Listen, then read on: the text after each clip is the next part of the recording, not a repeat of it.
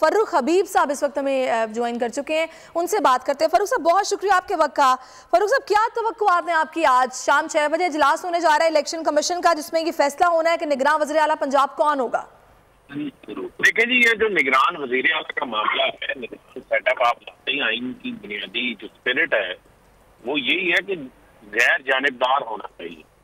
और जो दो नाम इनकी जानिब से दिए गए हैं PMLN की तरफ से, PDM की तरफ से, वो ऐसे ही है जैसे हमजा शहबाज, सलमान शहबाज को या शरीफ खानदान या आसिफ अली ज़रदारी के घर के किसी बंदे को आप निगरान वज़ीर आला बनाते हैं।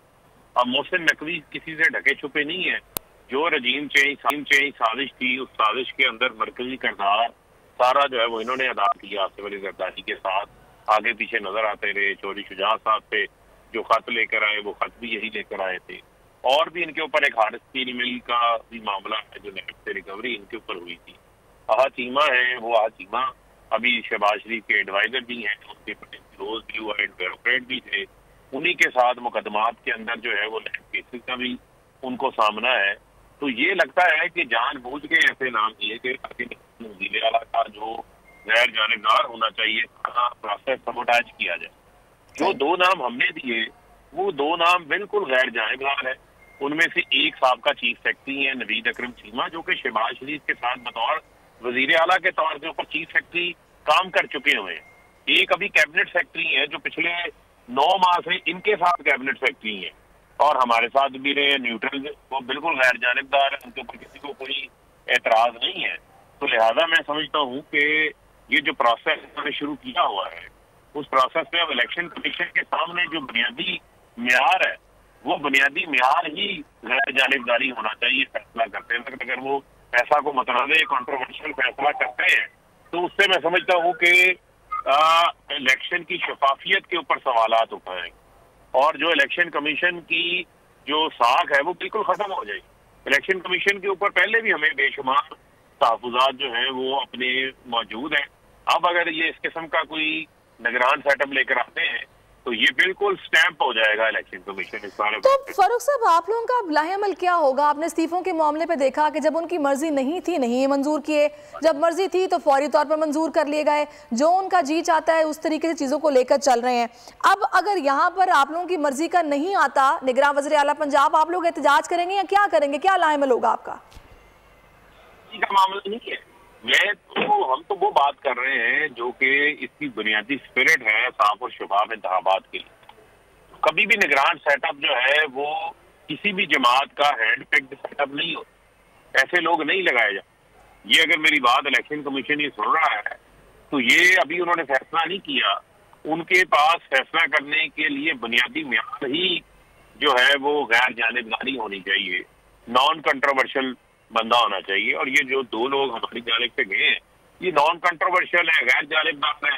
ये दोनों साइडों के लिए काबिल कबूल होने चाहिए, हमारे लिए भी काबिल कबूल है और इनके लिए भी उन्होंने काम किया। अब मुझे नहीं पता कि इन्होंने क्या मनसूबा साजी कर रखी है जिसके लिए इनको आहा चीमा या मोहसिन नकवी जैसे लोगों को वज़ीर आला लगवाना है। वो तो फिर धांधली की तरफ मामला आगे जाएगा और उस सेटअप को जो है वो फिर कोई क्रेडिबिलिटी हासिल नहीं होगी, कोई शफाफियत के ऊपर जो है वो फिर इंतखाबात के किसी तरीक को भी, यानी कि हमें तो कम से कम एतमाद जो है वो नहीं हो। अच्छा फर्रुख साहब, इस सारी सूरत हाल में आप एस्टैब्लिशमेंट का किरदार क्या देख रहे हैं? देखें, एस्टैब्लिशमेंट का क्या किरदार होना चाहिए? एस्टैब्लिशमेंट कहती है जी कि हम न्यूट्रल हैं, तो अगर न्यूट्रल हैं तो फिर फैसले भी जो है फिर गैर जानिबदार होने चाहिए। इस तरह के फैसले जब होंगे तो फिर सवालात उठेंगे। सही। अच्छा, क्योंकि खान साहब का रिसेंटली एक इंटरव्यू इसमें वो बता रहे हैं ना कि MPS को कॉल्स आ रही हैं और इस तरह की बातें हो रही हैं, अभी भी किरदार एक है। तो अब इस सारी सिचुएशन में फिर उस सारे प्रोसेस में किसी से ढका छुपा तो नहीं है, लेकिन उसके बावजूद, उस सारे दबाव के बावजूद भी हमारे जो MPS हैं वो खड़े रहे, जो है वो खड़े रहे हैं।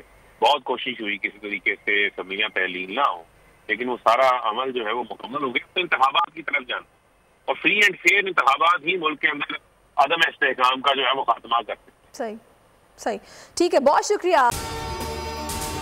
अगर आपको ये वीडियो पसंद आई है तो लाइक पर क्लिक कीजिए। 2022 बहुत सारे तोहफे भी देखे गया पाकिस्तान की आवाम को।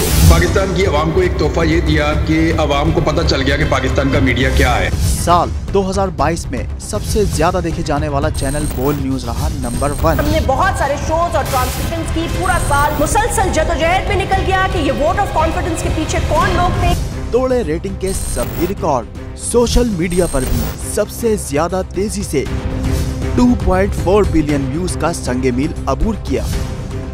एंकर्स को भी आवाम में सबसे ज्यादा मकबूलियत मिली और सोशल मीडिया पर भी बोल रहा सब पर भारी। सब्सक्राइब करें और बेल दबाएं ताकि कोई खबर रह न जाए।